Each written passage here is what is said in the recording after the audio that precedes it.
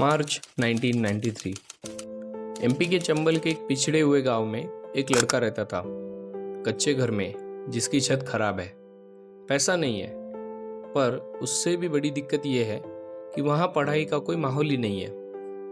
उस पूरे इलाके का एक ही नियम बन चुका था, पढ़ना लिखना बेकार है और पास होने का सिर्फ एक ही रास्ता है, मास चीटिंग।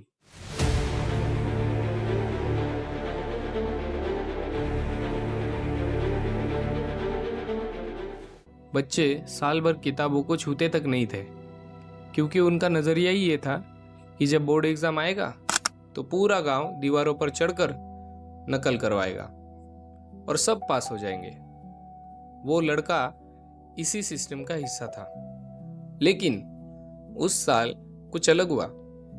चलते एग्जाम के बीच में वहां के एक नए और ईमानदारी के लिए मशहूर एसडीएम ऑफिसर ऋषि कुमार शुक्ला की एंट्री होती है।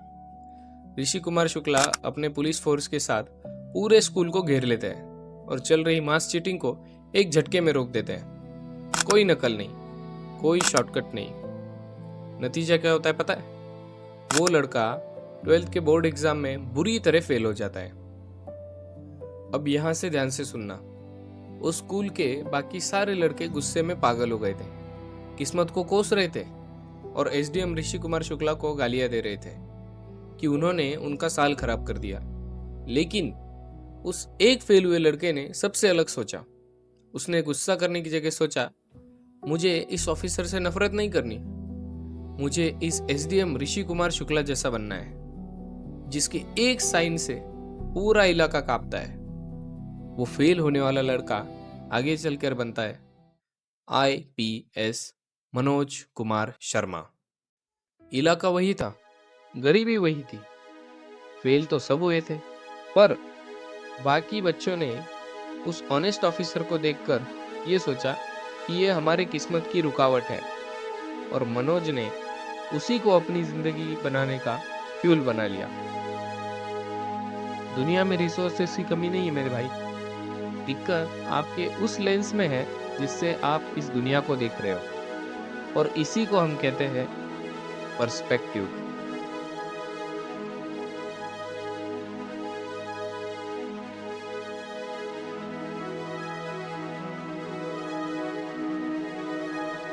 यह वीडियो सिर्फ आईपीएस मनोज कुमार शर्मा के बारे में नहीं है दोस्तों। ये वीडियो मेरे 5 वीडियो सीरीज के चैप्टर 1 के बारे में, द पर्सपेक्टिव। इस वक्त मैं आपके कमरे में आना चाहता हूँ और आपसे एक सवाल पूछूंगा, लेकिन मुझे आपसे कोई झूठ नहीं चाहिए। सवाल यह है कि इस वक्त आप जिस मोबाइल में ये वीडियो देख रहे हो, आप जो 5G इंटरनेट कनेक्शन यूज कर रहे हो, ये इंडिया के हर उस लड़के के पास है जो आगे चलकर 5 लाख रुपीस पर मंथ कमाएगा। लेकिन वो पर्सन हर रोज अपने गोल्स को कंप्लीट कर रहा है, वो धीरे धीरे सक्सेसफुल हो रहा है। लेकिन क्यों आप हर रात एक अलग पर्सन बन जाते हो? आप हर रात ये सोचते हो कि आज का दिन मैंने वेस्ट कर दिया, मेरा पूरा टाइम पानी की तरह बह गया। आप ये हर रात सोचते हो कि कल से मैं आग लगा दूंगा, कल कुछ अलग होगा। लेकिन हर दिन वही पैटर्न रिपीट होता है। आप सुबह उठते हो, फोन लेते हो, वही रील स्क्रॉल करने लग जाते हो, अपना टाइम पानी की तरह बहा देते हो, और फिर से दिन के एंड में आते आते आप वही पर्सन बन जाते हो जो सोचता है कि फिर से मैं आग लगा दूंगा, और आग कभी लगती ही नहीं है। तो क्या ये वही सेम डिफरेंस नहीं है जो आईपीएस मनोज कुमार शर्मा और उनके गांव के लड़कों में था? गांव के लड़के अपनी सिचुएशन को फिक्सेटेड करके बैठ गए थे। वो सोचते थे कि कुछ बदलने नहीं वाला है, या फिर बदलेगा भी तो नसीब के भरोसे। लेकिन आईपीएस मनोज कुमार शर्मा अपने एक अलग पर्सपेक्टिव के साथ सक्सेसफुल हुए। तो किस तरीके से ये पर्सपेक्टिव बनता है? क्या रिसोर्सेस की जरूरत होती है? लोग आपसे कहेंगे कि शायद आपके पास रिसोर्सेस नहीं है, कि आपके पास पैसे नहीं है, या फिर आपके पास उतने कनेक्शन नहीं है। लेकिन ये सब तो उनके पास भी नहीं था। ये कोई मैं उनके साथ आपका कंपैरिजन नहीं कर रहा हूं, लेकिन मैं एक पर्सपेक्टिव के बारे में बात कर रहा हूं, जिसकी वजह से आईपीएस मनोज कुमार शर्मा अपने गांव के लड़कों से अलग बने। तो ये पर्सपेक्टिव होता क्या है, बनता कैसे? और कैसे हम इस पर्सपेक्टिव को चेंज कर सकते हैं। तो इसी के बारे में ये वीडियो है। अब हम साइंटिफिकली जानेंगे कि कैसे हमारा पर्सपेक्टिव बनता है और इसे एक्सप्लेन करेंगे मेरे भाई। हेलो गाइस, तो चलो आज थोड़ा साइंस कर लेते हैं। टॉपिक है पर्सपेक्टिव।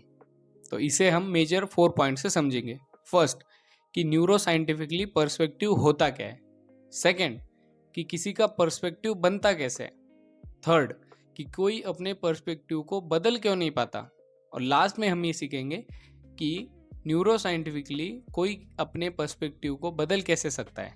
ठीक है, तो शुरू करते हैं इसके साथ कि न्यूरो साइंटिफिकली पर्सपेक्टिव होता क्या है आखिरकार।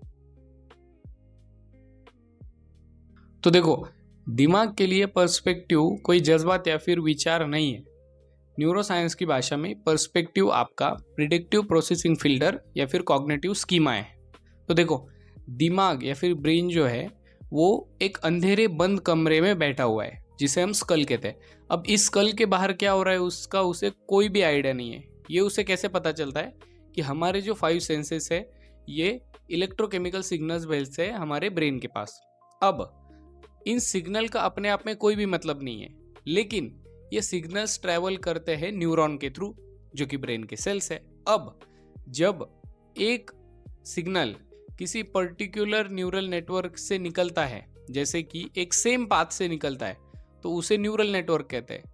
और यही न्यूरल नेटवर्क के जरिए हमारा ब्रेन किसी सिग्नल को मतलब देता है। तो इसी प्री एग्जिस्टिंग न्यूरल नेटवर्क को हम पर्सपेक्टिव कहते हैं इजी भाषा में। तो आसान भाषा में हमारे बॉडी के 5 सेंसेस ने भेजे इलेक्ट्रोकेमिकल सिग्नल्स। ये सिग्नल्स ने ट्रैवल किया हमारे ब्रेन के न्यूरॉन्स में से, और जिस रास्ते से उन्होंने ट्रैवल किया उसे कहते हैं न्यूरल नेटवर्क। और इसी न्यूरल नेटवर्क के जरिए हमारा ब्रेन चीज़ों के मतलब बनाता है, और उसी न्यूरल नेटवर्क को जिसे बार बार यूज किया जाता है हमारे ब्रेन के द्वारा, उसी को कहते हैं पर्सपेक्टिव। तो अब हम ये समझते हैं कि किसी पर्सन का पर्सपेक्टिव बनता कैसे है। देखो, दिमाग में पर्सपेक्टिव बनने का जो प्रोसेस है वो 3 बड़े न्यूरोबायोलॉजिकल स्टेजेस से गुजरता है। ठीक है, तो इसमें से फर्स्ट स्टेप है RAS सिस्टम, यानी रेटिकुलर एक्टिवेटिंग सिस्टम।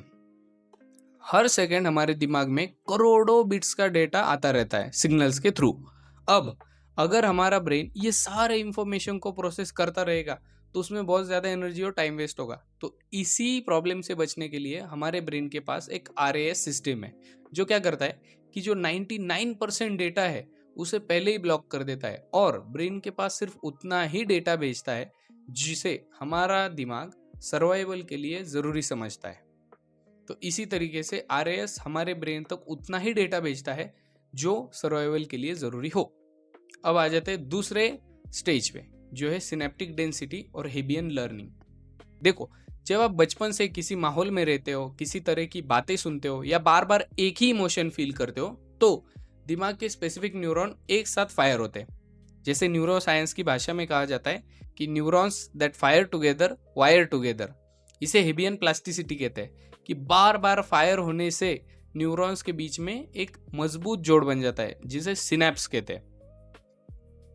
इसी तरीके से जब एक ही पर्सपेक्टिव रिपीटेडली चलता रहता है दिमाग में तो वो एक पावरफुल सिनेप्स बना लेता है। अब आ जाते हैं थर्ड वाले स्टेज पे, जो है टॉप डाउन प्रोसेसिंग। देखो, जब ये नेटवर्क यानी सिनेप्सिस हमारे ब्रेन में मजबूत हो जाते हैं तो हमारा दिमाग नए पर्सपेक्टिव को देखना बंद कर देता है। क्यों? क्योंकि जब हमारे ब्रेन के पास ऑलरेडी एक पर्सपेक्टिव है किसी डाटा को या फिर इंफॉर्मेशन को प्रोसेस करने के लिए, तो वो नए पर्सपेक्टिव को अप्रोच करना छोड़ देता है। वो क्या करता है कि बॉटम अप प्रोसेसिंग, यानी कि दुनिया को किसी नए सिरे से जोड़ना या फिर नए नजरिए से देखना बंद कर देता है, और टॉप डाउन प्रोसेसिंग करने लगता है कि सिर्फ पुराना पर्सपेक्टिव है उसी से दुनिया को देखना शुरू कर देता है। यानी आप दुनिया को वैसे नहीं देखते जैसे दुनिया है, आप दुनिया को वैसे देखते हो जैसा आपका न्यूरल नेटवर्क पहले से सेट हो चुका है। इसी तरीके से एक पर्सन का पर्सपेक्टिव बनता है। अब हम ये समझ लेते हैं कि कोई अपने पर्सपेक्टिव को बदल क्यों नहीं पाता। तो देखो, इंसान चाहकर भी अपना नया नजरिया नहीं बना पाता क्योंकि दिमाग के अंदर 3 बड़े बायोलॉजिकल बैरियर्स इसे रोकते हैं। इसमें से पहला है metabolic cost and brain energy conservation. अब ध्यान से समझो, दिमाग का वजन हमारे पूरे बॉडी के मुकाबले सिर्फ 2% है, लेकिन हमारा ब्रेन पूरे बॉडी का 20% एनर्जी अकेले ही खा जाता है। तो दिमाग का सबसे बड़ा गोल ये होता है कि एनर्जी को बचाना है, जिसे होमियोस्टैसिस कहते हैं। देखो, पुराने पर्सपेक्टिव से डाटा प्रोसेस करने के लिए ब्रेन को जीरो एनर्जी लगती है, क्योंकि वो रास्ता ऑटोमेटिक हो चुका है। पहले से ही जो इन्फॉर्मेशन आती है वो सेम न्यूरल नेटवर्क से गुजरती है, तो ब्रेन को नया न्यूरल नेटवर्क बनाना ही नहीं पड़ता, उसे नए न्यूरल कनेक्शन जोड़ने ही नहीं पड़ते, जिससे एनर्जी कंजर्व होती है। और ब्रेन का गोल ही तो ये है, क्योंकि वो खुद ही इतनी ज़्यादा एनर्जी कंज्यूम कर रहा है कि उसका ये गोल बन चुका है कि एनर्जी को बचाना है। तो नए एनर्जी को प्रोसेस करने के लिए ब्रेन को एनर्जी खर्च करनी पड़ेगी, और दिमाग इस खर्च को थ्रेट की तरह देखता है, और इसीलिए आपको वापिस पुराने पर्सपेक्टिव पर लेके रख देता है। इसमें सेकंड बैरियर है माइलिनेशन। देखो, जिस पर्सपेक्टिव या सोच को आपने सालों तक फॉलो किया है या फिर रिपीट किया है, उस पाथवे पर जो न्यूरल नेटवर्क एक्टिवेट होता था या फिर जो न्यूरॉन्स एक्टिवेट होते थे, उसके ऊपर हमारा ब्रेन एक माइलिन की लेयर चढ़ा देता है, जिसे माइलिन शीथ कहते हैं, और यही माइलिनेशन है। अब आप ऐसे समझ लो कि कोई सड़क है, उसके ऊपर एक 8 लेन सुपरफास्ट हाईवे बना दिया। इस हाईवे के ऊपर हमारे न्यूरॉन्स जो है वो 120 मीटर पर सेकेंड की तेजी से दौड़ेंगे। और जब आप कोई नया पर्सपेक्टिव यूज करने की कोशिश करते हो, तो वो ऐसा है कि 8 लेन हाईवे से सीधा उसे एक कच्ची सड़क पर रख दिया। तो इसकी वजह से हमारा ब्रेन ट्राई करता है कि जो पहले से ऑटोमेटिक न्यूरल नेटवर्क हमारे पास है, उसी से हम डेटा को प्रोसेस करें, यानी पुराने पर्सपेक्टिव का ही यूज करें। और इसमें हमारा तीसरा बैरियर है amygdala hijack and threat perception. देखो, जब आप अपने पुराने वर्ल्ड व्यू यानी पर्सपेक्टिव को बदलने की कोशिश करते हो, तो हमारे दिमाग का डर कंट्रोल करने वाला हिस्सा यानी एमिगडाला एक्टिवेट हो जाता है, और वो नया पर्सपेक्टिव जो है उसे थ्रेट की तरह देखता है। तो वो तुरंत हमारे बॉडी में कॉर्टिसोल छोड़ देता है। तो देखो, कॉर्टिसोल का काम क्या है? कॉर्टिसोल हमें घबराहट, डर और आलस जैसे इमोशंस को फील करवाता है, और आप डर कर पर्सपेक्टिव को छोड़ देते हो, यानी नए पर्सपेक्टिव की ओर नहीं जाते क्योंकि डर लगता है। तो इसी तरीके से एक पर्सन अपने पुराने पर्सपेक्टिव को बदल नहीं पाता। अब फाइनली हम बात कर लेते हैं कि न्यूरो साइंटिफिकली पर्सपेक्टिव को बदलना कैसे है। अगर दिमाग को बदलना है तो आपको न्यूरोप्लास्टिसिटी का यूज करना पड़ेगा। न्यूरोप्लास्टिसिटी क्या है? कि दिमाग का जो फिजिकल स्ट्रक्चर है उसे बदलना पड़ेगा, और इसी की काबिलियत को न्यूरोप्लास्टिसिटी कहते हैं। तो इसके लिए हमारे पास दो न्यूरो साइंटिफिक प्रोसेसेस है। पहली है एलटीपी, दूसरी है एलटीडी। एलटीपी को देख लेते हैं। तो लॉन्ग टर्म पोटेंशिएशन, यानी नए न्यूरल पाथवेज को मजबूत करना। अब ये काम कैसे करता है? देखो, जब आप जानबूझकर किसी पुरानी सिचुएशन को एक नए एंगल से देखते हो, यानी कॉग्निटिव रीफ्रेमिंग करते हो, तो प्रीफ्रंटल कॉर्टेक्स यानी हमारे ब्रेन का सोचने वाला हिस्सा वो एक्टिवेट हो जाता है, और एमिगडाला के डर को ओवरराइड कर देता है। तो इससे नए इलेक्ट्रिकल सिग्नल को बार बार रिपीट करने से नए सिग्नल्स मजबूत हो जाते हैं, और पुराने सिग्नल जो है वो वीक पड़ने लगते हैं। तो इसका मतलब ये है कि हमारे जो नए सिनेप्सिस बन रहे हैं वो मजबूत हो जाएंगे, और पुराने सिनेप्सिस धीरे धीरे धीरे धीरे खराब हो जाएंगे। इसी के बारे में हमारा एलटीडी है, यानी लॉन्ग टर्म डिप्रेशन। देखो, पुराने पाथवेज को कमजोर और डिस्ट्रॉय करने के बारे में एलटीडी है, जैसे न्यूरोसाइंस में सिनेप्टिक प्रनिंग कहते हैं। अगर आप पुराने पर्सपेक्टिव को फायर करना बंद कर दोगे, तो दिमाग उस न्यूरॉन्स के बीच में कनेक्शंस को यूजलेस समझेगा और तोड़ना शुरू कर देगा। तो यूज इट और लूज इट, यही नियम यहाँ पर काम करता है। तो जिस तरीके से हमारा ब्रेन नए न्यूरल नेटवर्क्स का यूज करेगा, यानी सिनेप्सिस का यूज करेगा, तो वो मजबूत होते रहेंगे और हमारा नया पर्सपेक्टिव और स्ट्रांग होगा, और जो पुराना पर्सपेक्टिव है वो धीरे धीरे धीरे धीरे खराब हो जाएगा या फिर बंद पड़ जाएगा, क्योंकि उस न्यूरल पाथवे का या फिर उस सिनेप्सिस का हमारा ब्रेन यूज ही नहीं कर रहा है। इस वीडियो का कंक्लूजन क्या है? देखो, मैं आपको ये बताना चाहता हूँ कि हम अपने ब्रेन के कोई गुलाम नहीं है। हम एक्चुअली एक प्रोग्रामर है। हम ओवरराइड कर सकते हैं अपने ब्रेन की कोडिंग को, ठीक है, और अपने आप को एक पायलट की तरह बना सकते हैं जो प्लेन को कंट्रोल करेगा। प्लेन हमेशा ऑटो पायलट पे चले ये ज़रूरी नहीं है। हम खुद डिसाइड कर सकते हैं कि कौन से नज़रिए से हम इस दुनिया को देखेंगे। अगर हमारा ब्रेन ये पूछ रहा है कि ये मेरे साथ ही ये क्यों हो रहा है, मतलब विक्टिम मेंटेलिटी कह रहा है, तो आप खुद से एक नज़रिया बनाओ कि मैं इस सिचुएशन को अपने फ़ायदे में कैसे यूज़ कर सकता हूँ। जो पहले से बना हुआ पाथवे है हमारे ब्रेन के पास, यानी कि पहले से बना हुआ पर्सपेक्टिव, उस पर्सपेक्टिव को बदलने के लिए हमें एनर्जी खर्च करनी पड़ेगी, क्योंकि कोई भी चीज़ फ्री में आती ही नहीं है। एंट्रोपी का रूल ही तो यही है कि एनर्जी जो है वो फ्री में है ही नहीं। हमेशा आप एनर्जी खर्च ही करोगे, एनर्जी अपने आप आपके पास जमा नहीं हो पाएगी। तो यही तो लॉ है कि अगर दुनिया में कोई भी मशीन इनपुट में दिए गए एनर्जी से ज़्यादा आउटपुट में एनर्जी नहीं दे सकता, तो इसी तरीके से हमारा ब्रेन काम करता है।